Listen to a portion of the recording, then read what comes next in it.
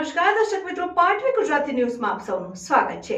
સમાચાર આવી રહ્યા છે કે મોટી કેનાલ પાસે એલસીબીનું દરોડો। તારાપુર નજીકથી કન્ટેનરમાં ₹16.27 લાખનો તારો ઝડપાયો। તારાપુર ધર્મજ રોડ ઉપર આવેલી મોટી કેનાલ નજીકથી એલસીબીએ કન્ટેનરમાંથી ₹16.27 લાખની કિંમતનો વિદેશી દારૂની 852 બોટલો અને કન્ટેનર ડ્રાઈવરને ઝડપી પાડ્યો હતો। પોલીસે કુલ ₹26.32 લાખનો મુદ્દામાલ કબજે કરી ડ્રાઈવર વિરુદ્ધ ગુનો નોંધી વધુ તપાસ હાથ ધરી છે। એલ્યુમિનિયમના ટીનની ખોટી બિલ્ટી બતાવનાર ડ્રાઈવર વિરુદ્ધ ગુનો નોંધાયો। આણંદ એલસીબી પોલીસે બાતમીના આધારે તારાપુર ગામની સીમા મોટી કેનાલ નજીક તારાપુર ધર્મજ રોડ ઉપરથી એક શંકાસ્પદ કન્ટેનરને રોકીને ડ્રાઈવરની પૂછપરછ કરતા ડ્રાઈવરે એલ્યુમિનિયમના ટીન ભરેલા હોવા અંગેની બિલ્ટી બતાવી હતી, પરંતુ એલસીબીને ચોક્કસ માહિતી હોવાથી કન્ટેનર ખોલીને તપાસ કરતા ભારતીય બનાવટનો વિદેશી દારૂ મળી આવ્યો હતો, જેથી કન્ટેનરને તારાપુર પોલીસ સ્ટેશને લાવવામાં આવ્યું હતું, જ્યાં ગણતરી કરતા 380 બોક્સમાં વિદેશી દારૂની ₹16,23,080 ની કિંમતની 9,852 બોટલો મળી આવી હતી। એલસીબીએ દારૂનો જથ્થો તથા કન્ટેનર અને એક મોબાઈલ મળીને ₹26,32,000 નો મુદ્દામાલ કબજે લઈને કન્ટેનરના ડ્રાઈવર વિજય બંડા